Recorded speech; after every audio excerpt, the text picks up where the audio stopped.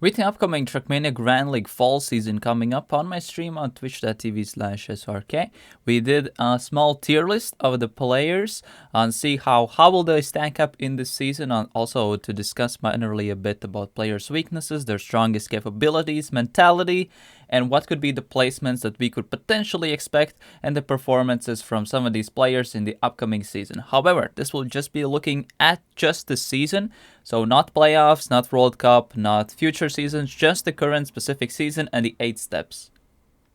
If you're a bit more interested about this kind of tier list or speculation, discussions about formats, competitions, and Trackmania and many other things, recommend joining my Discord where I'll be announcing and discussing about these upcoming projects from my side, as well as you can follow me on Twitch where you can see me live, talk about and doing discussions, as well doing some practice streams for upcoming events, and as well some minor messing around in ranked or on campaign maps. So definitely check that out.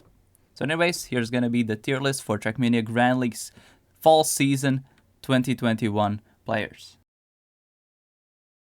Like the 8 steps and how could the potential placements be done. Since finally they have a format where there is no points loss, but there is this weird multiplier at the end. But at least I think the format still should show who are the better players, you know. And keep in mind that the winner of the last, basically the people who win a round in the last map will be able to get the multiplier. So people who are fast will be the ones who are on top. Although everyone in this field is, you know, quite fast. So I guess I'll start with a bit different. So one thing, I potentially will be able to swap around some of the players, since they might, you know, we'll just see how it looks like later on. So anyway, so let's start with Pok. So Pack from M&M, previously was the second place in the TMGL World Cup. However, on these new maps, he doesn't look that ready, and the season there is a bit of a difference since people don't really focus too much on the actual season. So I'm actually gonna put Pack in A tier, but this is for the season, so keep in mind. Then Carl Jr. Carl Jr. also did mention that in the seasons he doesn't really perform that good, but even not so trained, Carl Jr. is still pretty deadly, even in a very high level tier, you know. No, it's fine like it is. It's fine. It makes me see where I have put people. It's fine. I can't drag them. It bugs out. Anyway. Carl Jr. I think is gonna be in S tier. It's like he still wins. It doesn't matter what kind of format. I think he will still be on the, you know, on the top. Then Kappa. Kappa has been looking very good on the maps. He looks very motivated to also perform good on the steps, because in the last time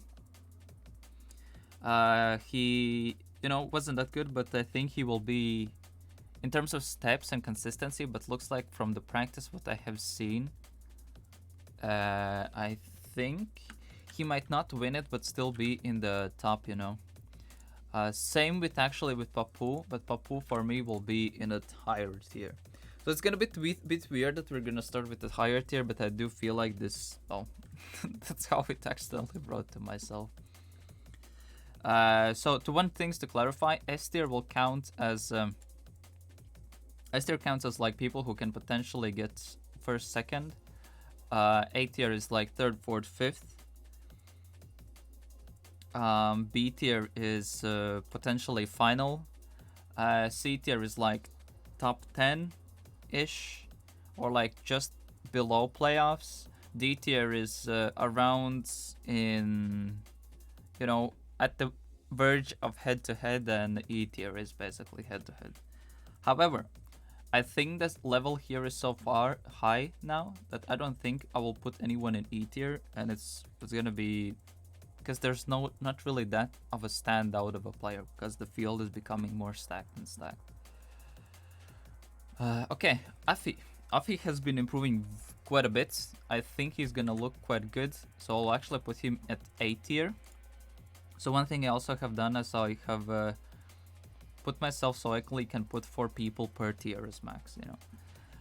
Gwen, I think will be good, but I think even though I don't know. I think Gwen is starting to become a bit more overhyped, and I think he's starting to lose motivation, but I think he still has a very good base, you know. And so I think he might get it, but yeah.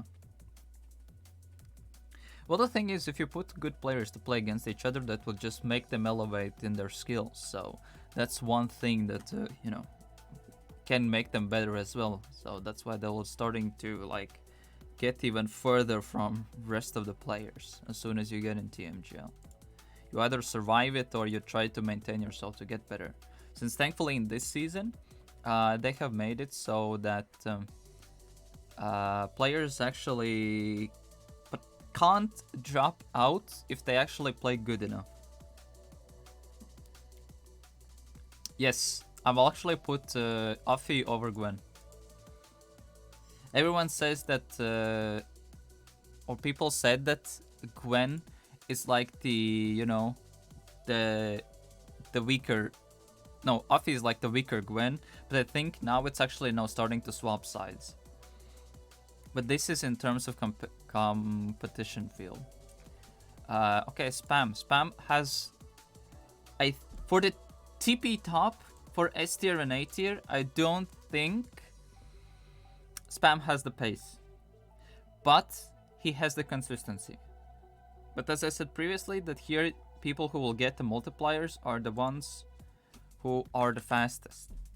And those are the ones who will get the most points. Afi has been starting to pop off in terms of pace, especially in World Cup and some other things as well.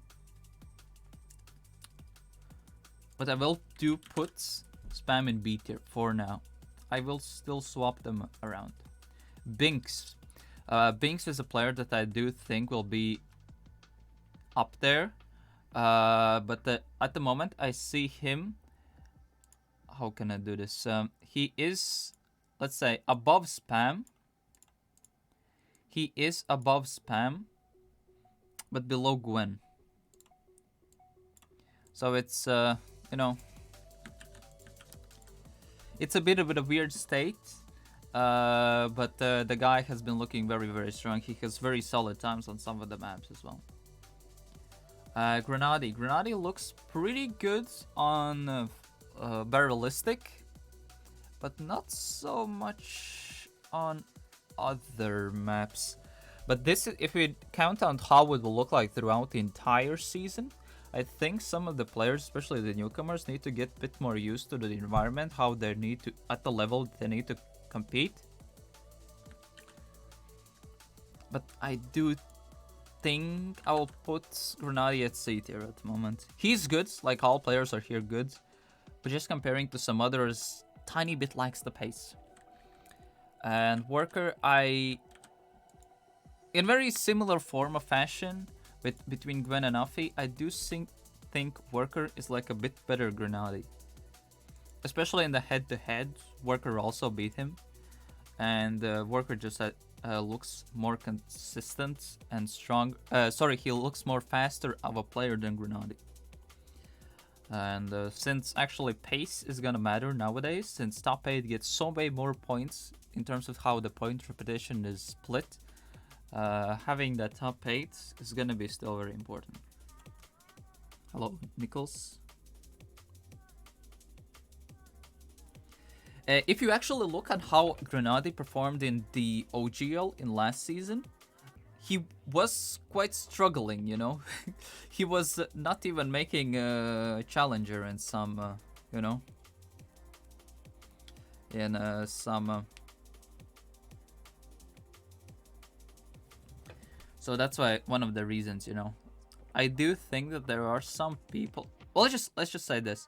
I think there are stronger players at the moment in TMGLC than Grenade, but I do think that when he plays in the actual league or during the season, he might adapt to the playing style of the other players, and he can potentially will become better, that he overtops those players. But that's my take on that situation. Maybe I would even put Grenadi at D tier and keep Worker at C for the season. If it was like all just 2-lappers or 1-lappers, then yes, Grenadi would be a bit higher. But since this is like based off on how it will like, you know. But let's see. I want to be proven wrong. Okay, Tween. Tween, I really hope that Tween plays good. Because, man, he's Orgless for the second season now. And, yeah. It's... Hopefully he does well. Wait, one sec.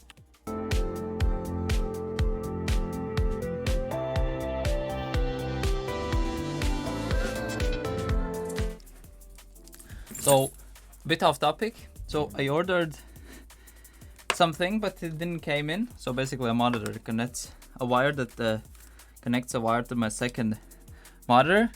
And then, turns out a package actually came in from what my mom ordered. And it was something that weighed 20 kilograms. No idea what she ordered, but geez. That was one heavy package. Anyway, back to this. So yeah, that was my minor break. What do I think about the situation that more and more orgs are leaving TMGL? Do you think it's momentarily? Or I do think it is momentarily. Let's just see. The main reason why orgs join a game is so they can potentially profit, you know. It has to be financially viable for them. So it's actually beneficial for them. So there needs to be some way that it makes sense for orgs to join TMGL if they really want to, you know, use it as a proper investment. We were at Tween. So with Tween, we had the situation where he is still without an org, but I do think that Tween is a sportsman and will still play decently. Because if you actually check Trackmania.io, he has some okay-ish times. Nothing too special. Because I do think that having without an org for like 2 seasons already is, you know, not the most optimal scenario. But at least I hope that, you know, he might get something at least. In terms of audio, everything should be on my side. At least everything shows everything properly. But I do think Tween will be in the C tier. He can definitely be an A or even S tier. But then he needs to really, you know, be up there, you know. He has to have the motivational, the backing and everything.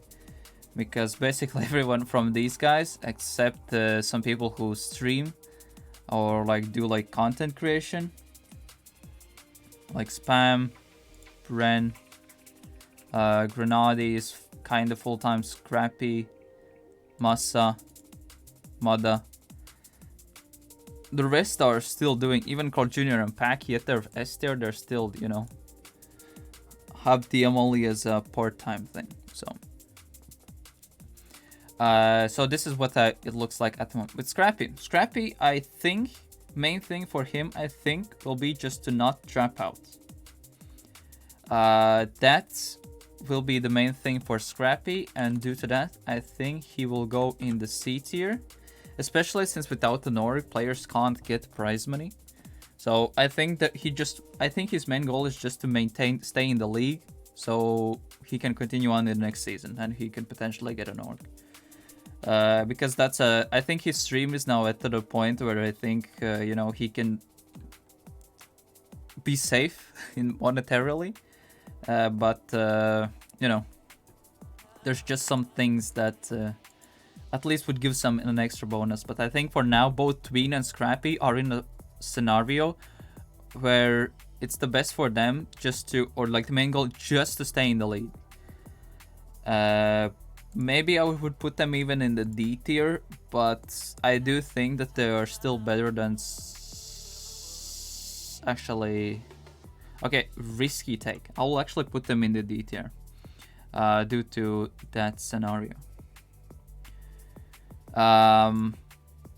Because they're the ones who have, in my opinion, have the less motivation on paper should have. Because their goal probably is set the lowest just to stay in the league. Due to not having an org. Of course, they're not like 100%ly going out in that kind of tier because they're both, like I said, both of them are this kind of caliber players if they have everything correct. If they have the org, if they have the motivation, if they have the practicing and everything, if that checks out, the both of them are A or S tier. But at the moment, since they are lacking some things, I think they're in the D tier. Because having the mentality, oh, I'm just want to stay in, if that's their like the main goal, then I think their performance due to that will go down. Okay, so Massa, hard to say. He was looking not that good on 6-lappers. Because there were a lot of memes happening on spam stream, for example, that, you know, Yohei finally finished the 6-lapper, so that definitely doesn't show that he will be that consistent. And since this is judging the, you know, the season, how the 8 steps will play out, Massa will definitely get some of the multipliers, but I think he's in a category where it's like, it's not enough for playoffs, but he's gonna be pretty darn close to it. So it's kind of, you know, that kind of situation. Okay, Muda. Well, the thing with Massa is very, very fast as a player, but he's very, very inconsistent. He can pop it off when it's needed, but same time, he can absolutely break when it's needed. And despite Massa being like very cocky all the times, like I'm the best player and things like that, in an actual competition setting, he's handshake a bit, you know?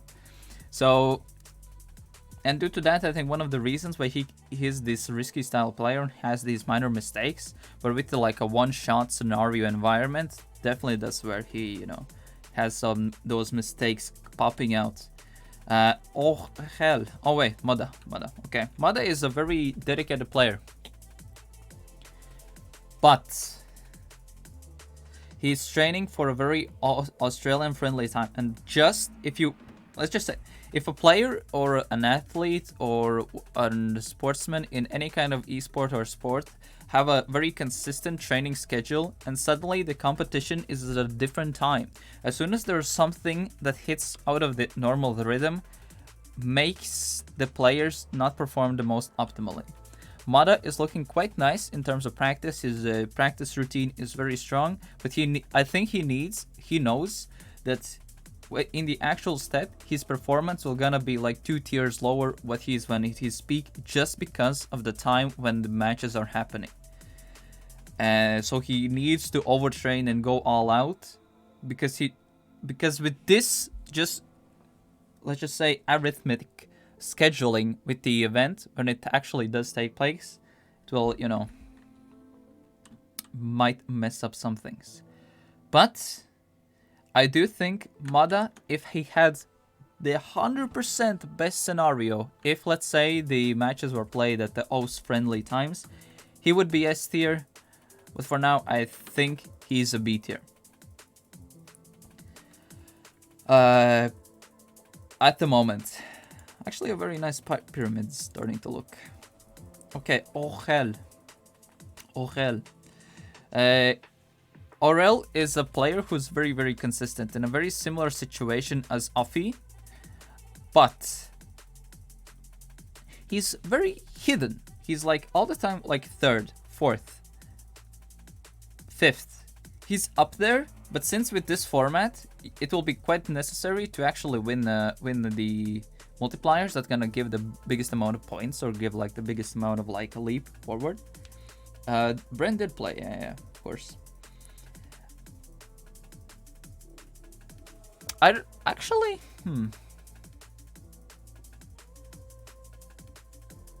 Okay, I have a bold comment. Aurel's gonna be A tier. I'm gonna adjust some of these things, of course, but he is up there. Because with the multiplier, you keep in mind that the first guy who wins in the first round is gonna have only 2x, 2x, 3x, 3x, 3x, 4x, 5x. And all the time, RL is around this 3rd, 4th, 5th range. So I think that's gonna be put him in a perfect situation to get those x4, x5 in the season. So I would not be surprised if actually RL is, gets up there. Since all of the players are very good. But there are tiny differences here and there in terms of pace or skill sets, pluses and minuses, and what the players can do and kind of maps they are, mentality, dedication, and their playing style and how they play in the tournament setting. Actually have an even bolder claim. I will actually put RL in S tier. I think he will go up there. I do think this multiplier format will actually suit him very, very, very well. Because the more I'm starting to think on how RL plays, at his playing style, he is a fast and a very consistent player. But he's not like the winner material. But with this point system, you keep in mind how the points are distributed. So in the first 4 maps, it's a regular like rounds mode, but the points are a bit more oriented towards the top 8. And he's all the time in a very fast but consistent kind of feel. So he's not like the winning maps, but he's all the time up there, and with the multipliers, especially since in this field, I don't know if like it will be possible to properly control or you like many people, I'm gonna go for this multiplier. No, with this kind of playing field, that's not gonna happen, Maybe if they check the CPs in like lap 2 of some, it's like, okay, yeah, I can actually push it since I'm very close. Then yes, but with the way how RL is playing, I think he will be the one who will be catching or snagging most of the 2x, the 3x, 4x, 5x multipliers with his playing style. Offie is in kind of very similar category actually. But due to that, I do feel like that Kappa might be one of the... For example, Kappa could be one of the players who, let's say, has a decent step. He gets some even maybe map wins, some top 8s, and sometimes like at the bottom due to some mistake. So he's gonna be in terms of middle of the pack. But the problem is, Kappa is actually so fast, he might be punished due to the multiplier. Because I feel like Kappa could be the person who, let's say, wins the first round in the multiplier and then say, yep, 2x. Meanwhile, let's say Orwell maintains his consistent top 8, top 8, top 8, top 8, and then gets like a higher multiplier because he's not the fastest in the last map, but he's still up there, so it's a weird situation. In the words of this guy, it is what it is. Okay, Bren. Bren is the last player who have enough added. Okay, with Bren it's like this. With the way how maps are done, I do think Bren is gonna be also, he's like here. He's in this category. I'll actually do something like this.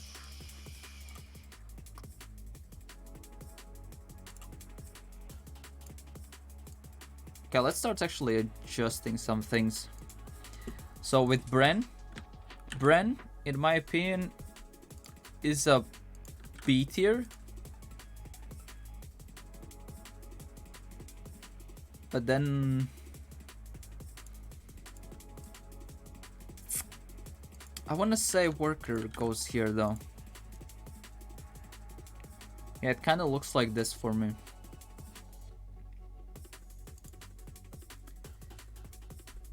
Like there's no player, in my opinion, who would be like, definitely like he goes out. It literally, I think it now comes down, since the field is so stacked, it comes down to the tiny details. How is their mentality going into the event? What's their preparation looking like? What's their goal in the event? Because in this, with this kind of field, if you don't have a goal of I want to at least reach playoffs, you're gonna go out. Or gonna be at the very bottom. Since the head-to-head, I don't know how if people know how head-to-head works, but it's gonna work like that. The TMGL players, imagine like double elimination bracket. Trackmania Grand League players from the bottom, let's say, I don't know, Masa, Grenade, Scrappy, Tween, for example, are put in a head-to-head situation. But all of them are put in like a double elimination bracket, but only TMGL players are in the upper brackets, and the TMGLC players are in the lower bracket. One of them win a match, let's say, between Masa and Tween. Let's say Tween wins, for example. And Tween is safe for next season. Masa then will have to goes like to the losers bracket, and then we'll have to play against an OGL player to either, and depending on who will win that fight. And or Grenade versus Scrap. Actually, I do think this is a quite realistic scenario, actually. Because yeah, like the field is so stacked, it's like hard to say who will be last because everyone can win. And especially with this kind of format, like I would not be surprised if there was like a full-on math random happening here, and like every single one will have like a massive switch. Like this suddenly goes up there, and this goes down here. Because there's not a single player who's like E tier that's like 100% Diego. So this is approximately what's my tier list looking like. Cold Jr., Papu, RL, top 3. Pack, Kappa, Offie, top 6. Gwen, Binks, Worker, Bren. Playoff potential. Or like the cross section, or how do you, I don't know how you can call it. Like the around the playoff area. Spam, Mudda, Worker, Masa, mid-low tier. Although in this level everyone is basically high tier, but you know.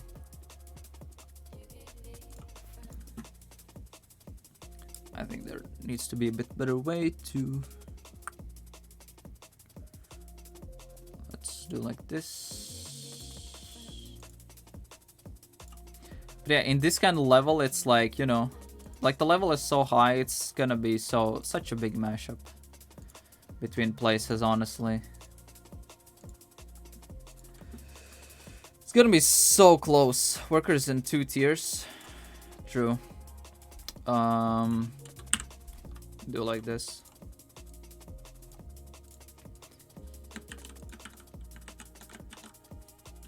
Okay, fixed. Now Worker is just so good that he is appearing in the list twice. But yeah. This is approximately what it will look like. Okay, one major thing that's in the rulebook. Since the slots are owned by the orgs, there might be a player switch happening. For example, Worker gets sick. Hopefully it does not happen, of course. But let's say Worker gets sick. Then Otak jumps in and replaces him. Oh, that's just an assumption since they're from the same org. So it's not like the players are in, since it's like the org level, you know. Org thing going on. So that's one thing. So this is like my Trackmania Grand League Fall 2020. This is just 48 steps. This is not like for the finals or the World Cup or head-to-head or whatever. This is just 48 steps. And this is, I think, how it will pan out. Or my prediction or vision or however you want to call it. Grenade that is in D tier due to not that great 6-line performance as well in the OGL where he was quite struggling. Scrappy and Tween I think might be a bit iffy since in this level, like I said, you need to have all boxes ticked for motivation, for performance, preparation. Everything needs to all boxes checked if you want to play good. And not having an org is like one of those things taken out. So that's why Scrappy said already his mental goal will be just to stay in the league, I feel like. Especially since there's no prize money that they can get as well.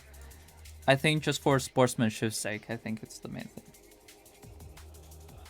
Yeah, and let's say if a Worker gets replaced, Then Otak stays for the Lel esport till the end of the season. Okay, and this is for TMGL. Now, let's jump into this one.